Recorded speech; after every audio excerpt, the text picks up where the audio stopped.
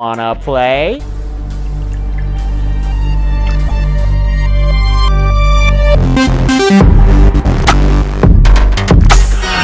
I have come here to chew bubblegum and kick ass.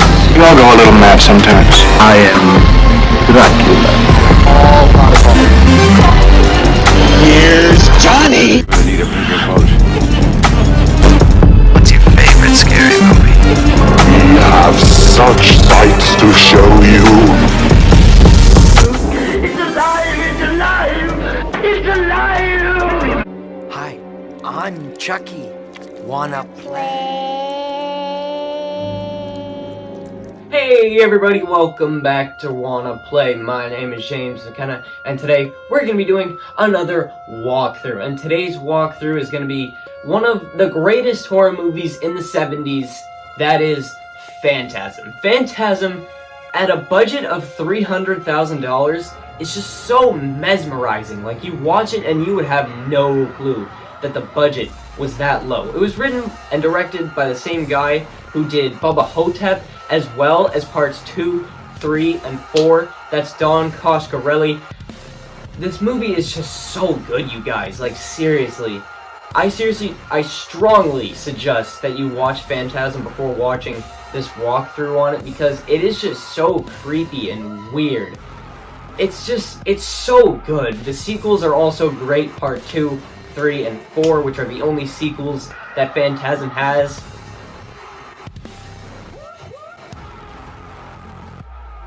It's just so good. It's so creepy, which is why I'm doing a walkthrough on it. So without any further ado, let's get straight into it. We open up with an amazing soundtrack playing over a graveyard. We see two people getting down next to a headstone, but then less than a minute in, we get our first kill in the movie as the woman stabs the man. We then meet Reggie and Jody, two of the best characters in all of horror, and Jody walks into the beautiful looking funeral home. Reggie is played by horror legend Reggie Bannister, who also starred in all 4 Phantasm movies, as well as Wishmaster and Bubba Hotep.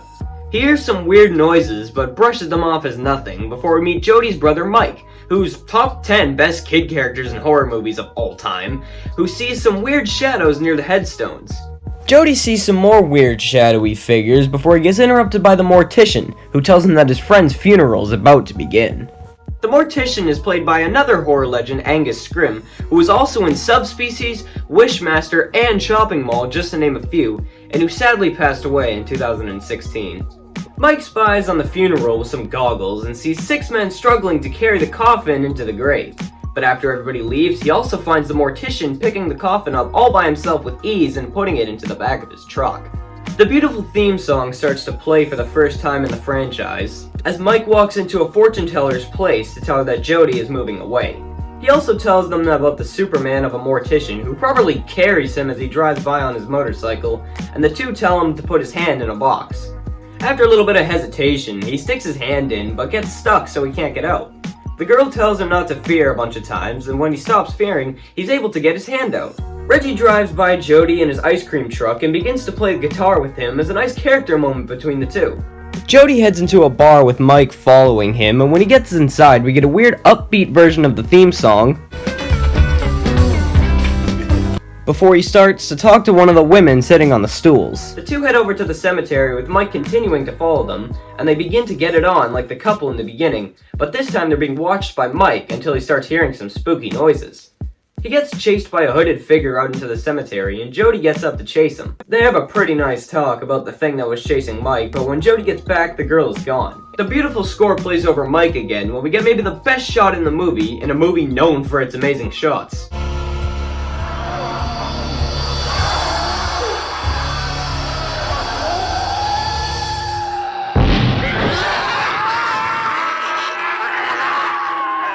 And the next day, when Mike's walking down the street, he sees the Mortician again behind Reggie, who stops to look around at the feeling of the cold from the ice cream truck, but doesn't do anything at the sight of Mike. Mike grabs a blade and stuffs it in his sock for safety, and runs down to the Morningside Cemetery to see what's really been going on. He kicks through a window to end up in the basement, where he almost gets caught by some dude who opens up the door looking for him. He hides in a coffin though, and as the man approaches him, the Mortician shows up and signals for him to leave. He starts walking around the funeral home until a giant silver ball comes flying straight at him. He ducks down, but when he gets back up to run away, he gets grabbed by the coffin man. The ball comes back around the corner and grows spikes, but Mike ducks down and oh! The ball gets sent flying into the dude's head and skin and spurts out blood as he totally doesn't hold it in place there. Oh my god, take a seat, buddy! The mortician comes around the corner and the two slowly start to approach each other, and the chase begins when Mike turns the corner and sprints into another room. Then this happens.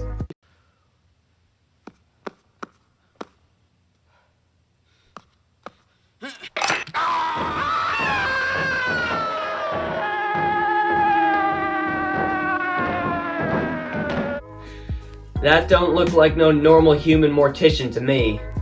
He gets grabbed by one of those little things on his way out, who steals his shoe, and the next morning he proves that this is all real by showing Jody the man's still moving finger.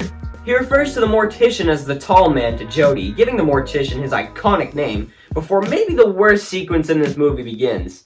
Mike goes to open up the finger trap again, but then, this thing pops out. The thing crawls up in his hair, which is kind of scary because I hate massive insects, and Mike and Jody struggle to contain it before forcing it down the garbage disposal. Reggie then shows up, and the bug escapes back up the drain, just looking completely nonsensical, meaning the two have to butcher it to death again while Reggie watches along. Jody equips Mike with a gun and explains the rules to him before heading out to check out Morningside for himself. He gets jumped by a hooded thing after he gets there, but manages to fight him off with a gunshot to the head before triple tapping him. He gets chased away by a car with nobody in it, but after he stops, he sees that it is just Mike. The two get trailed by a ghost car, and Jody goes to shoot out Christine's older cousin, and after a couple shots, it flies straight into a tree. They go to investigate it to find that it's one of the Ewoks, but when they take off the mask, it's Tommy? The man who was dead in the beginning? They start to make plans, with Reggie's being my favorite. Is we gotta snag that tall dude and stomp the shit out of him, and we'll find out what the hell is going on up there. Yeah, we'll lay that sucker out flat and drive a stake right through his goddamn heart! When they drop off Mike at an antique store owned by some of Mike and Reggie's friends to keep him safe. But while he's there, he sees a photo of the tall man from like the 1800s who turns and looks at him in a very Pennywise manner.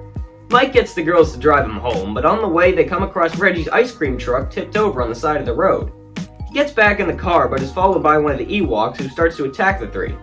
He manages to bash Mike headfirst out the window as the girls drive off, which nearly kills them, but he manages to get back up and run home.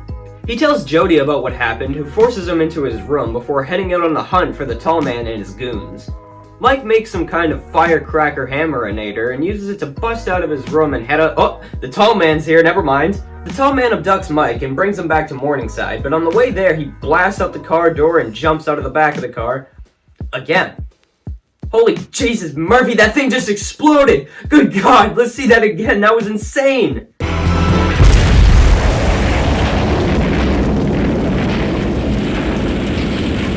Mike heads into the funeral home and opens up his father's casket, but there's nobody in there. Another silver ball flies at him, but then Jody turns the corner and blasts the thing right into another dimension. But then Reggie comes out of nowhere as they go to enter a spooky room or something, and when they open the door, they see it's just a wall full of can jam. Oh, and horseshoe too, I guess? What is this, a 4th of July party? Mike goes over to the horseshoe pole thing, but discovers that his hand can go into it with a very unsettling effect. But then he accidentally falls through the pole to see all of the Ewoks being used as slaves in another dimension. But then all the power goes out, and Mike flickers on a lighter to see another Ewok who attacks him into the darkness. When the power comes back on, we're only left with Reggie. Jody's outside though, but unfortunately for him, the woman from the very beginning is standing behind him with a knife in the bushes. Reggie escapes the Morningside house to find the bush woman laying on the ground, but she pops up and stabs him in the gut. A zoom in shows that it wasn't a girl, just a tall man in his supernatural disguise, before the house disappears, I think? Not really sure what happened there, but Jody brings Mike home once again. He locks all the windows, but then he opens the curtains to close the last one. The tall man is there to pay him another visit. He starts chasing him down the street, talking to him without ever moving his mouth. You play a good game, boy, but the game is finished. Now you die. Before Mike quotes the woman from earlier who told him not to fear, and he uses this to his advantage when he leads the tall man into an abandoned mine shaft. Better look out for those cave spiders. You wouldn't want to get poisoned. But then we see Mike and Reggie talking to each other in front of the fire, and Reggie says that the tall man isn't real, and that Jody died in a car crash. That's right, apparently none of this was ever real, and Jody died in a car crash before any of this went down. But then back up in his room, Mike closes the door, and...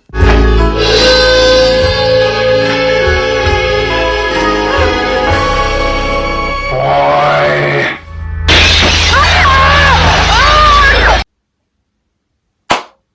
End of movie. But don't go away yet, because it's awards time. Now, the first award that I'm going to give out, as usual, is going to go to my favorite part. And there were so many things that I could have given this to. I could have given it to the amazingly perfect, terrifying, just eerie atmosphere. I could have given it to the characters, because holy Jesus, this movie has maybe the best characters out of any horror movie, period. The characters are so good. I could have given it to the visuals. The visuals in this are just beautiful. Like, this movie is just a beautiful movie altogether. But instead, I'm gonna give it to a scene. And my favorite scene is gonna be the end. Not the very end, but when Mike, Reggie, and Jody are kind of running through the Morningside funeral home, because that scene is just so creepy and eerie, with the score in the background and the tall man just kind of slowly chasing after them. And when they walk in the room and Mike reaches his hand in that pole and kind of just like falls in with that eerie and just weird looking effect. And then when they just get blacked out, and the ending stretch of this movie is so good. Like, it's one of the better ending stretches in horror history. It's so good, and it has to get my favorite part. My favorite character could go to any of them. Like, all of the characters in this are so good. But for the purposes of this one, I'm gonna give the best character to Mike. A. Michael Baldwin is so good in this movie. I think this is the best iteration of Mike that we get in the franchise. In part 2, he gets recast, and in part 3 and 4, he is back as A. Michael Baldwin, but I just don't think he's as good as he is in this movie, because holy crap, Mike is just such a good character. I could give it to any other character, but I'm giving it to Mike here because if someday I ever do walkthroughs on any of the sequels, I'd want to save the other characters for those, like maybe Reggie gets part 2 and someone else gets part 3 and Jody gets part 4. I don't know, something like that. But for the purposes of this video, purposes of this walkthrough, this movie, Mike is definitely the best character.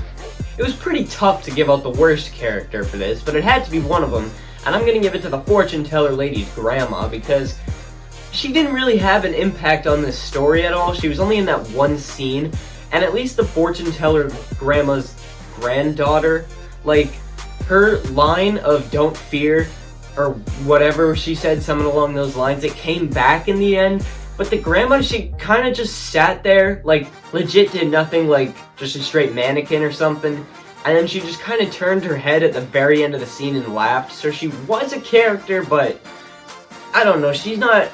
It's not that she's a bad character, it's that she just had no impact on the story whatsoever. It just made it a little bit more unsettling and creepy, but I think that we could have just completely erased her character and this movie would have been the exact same, which is why I think she gets the worst character.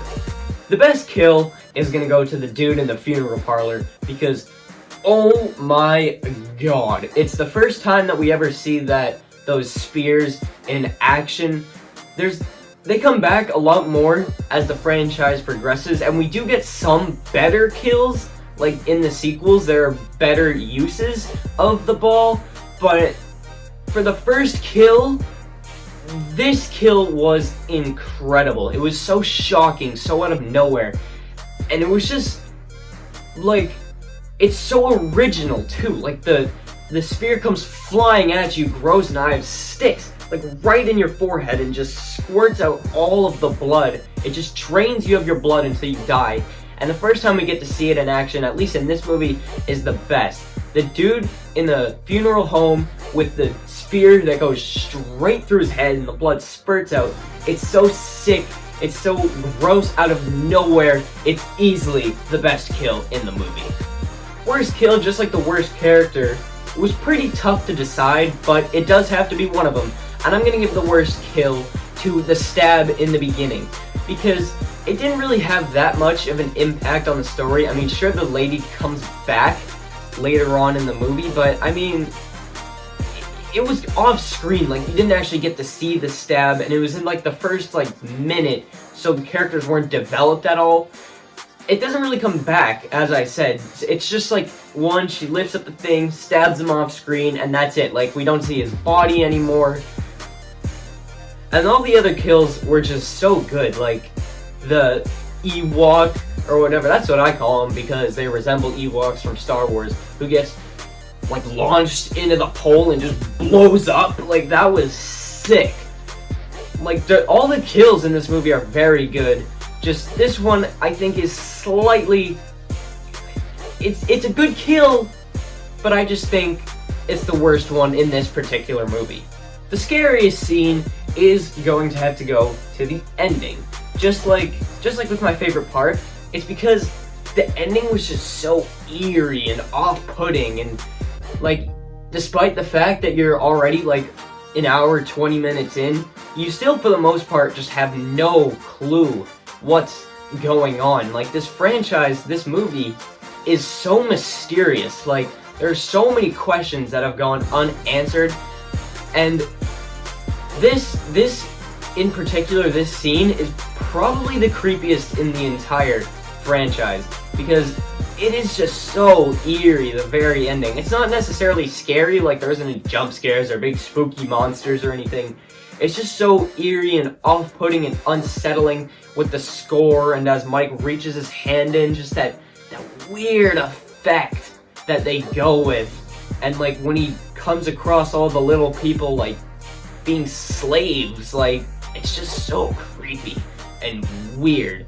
And you have no clue what's going on, and you don't, for the most part, you don't learn what's going on as the franchise progresses, which I think is a really good thing, that it's just left ambiguous. And this is definitely the scariest scene in the movie. But the dumbest moment is gonna go to that weird bug thing, because I don't really know what was going on in that scene. Like, he had the finger in the box, but then he like brought it back, and then it stopped like shaking, because the finger was like shaking the box, but then the box like stopped shaking, and Mike opened it up and it was that weird bug thing, and like, it was so obviously a puppet that it was weird. Like, you could tell. I like the shot though when the bug was like crawling up his hair, because that was actually like pretty creepy. That was a pretty creepy shot, I'm not gonna lie. But I don't know, it was weird. Like, when they had him wrapped up in a towel and they were kind of like flinging him about and stuff, and it was so weird. Like, I don't really get why that scene needed to be in here. Like, it didn't add to the mythos of the tall man or any of his goons or anything. Like, what, his finger turns into bugs? Like, that doesn't come back in the franchise as it goes on. It's just so weird. Like, it's a forgettable scene. I don't know what they were going for with this, and I think it has to get the dumbest moment. But the most iconic bit is going to be the shot of the tall man standing over Mike's bed. It's easily the most recognizable image from this movie. Just the tall man just standing over Mike's bed, arms spread out. It's just so creepy, and Mike just like trying to squirm, and it's just all... It's so creepy. It's, as I said, the most recognizable image from the movie, and it's actually the image that convinced me to watch Phantasm, because it was just so weird. When I saw the image, I was like, wow, this is weird, this is creepy, this is gonna be really good. And the movie turned out exactly like I thought it was gonna be. Creepy, eerie, kind of unexplained, and this is definitely the most recognizable shot from the movie. Like, if you show a horror fan this shot, even if they haven't seen it, they're like, oh yeah, that's from Phantasm. And he's not as iconic and recognizable in pop culture as, say, Freddy or Michael or Jason, but this is definitely the shot that appears the most in pop culture from Phantasm. Thanks for watching my walkthrough on...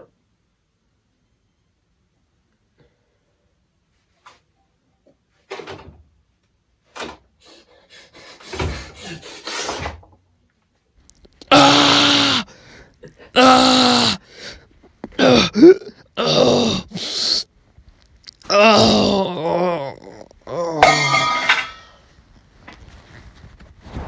for watching my walkthrough on Phantasm. Now I hope that you watched Phantasm before watching this walkthrough, as I said in the intro, because it is really, really good. Like, it's, I think, probably one of the better movies that I've done a walkthrough on. And I've done walkthroughs on a lot of really, really classic movies. Phantasm is just, it's so good, you guys. It's so good. You have to check it out. Now, for my next walkthrough is going to be on Saturday, actually. It's going to be a surprise walkthrough for Halloween. And then after that, there's going to be a walkthrough on Friday the 13th, Part 4. What do you know? Because next month is going to be November 13th, is a Friday the 13th, so why not just do a walkthrough on Friday the 13th, Part 4? And then after that, I'm not sure. Whatever you guys want. I've gotten requests for The Mist, Fright Night. I want to do Return of the Living Dead. That would be pretty cool. So yeah, stay tuned for all of that. Thank you for watching this walkthrough on Phantasm. Check out my Phantasm ranking of the entire franchise. So goodbye. Don't watch Phantasm 5 because that doesn't exist. And good night.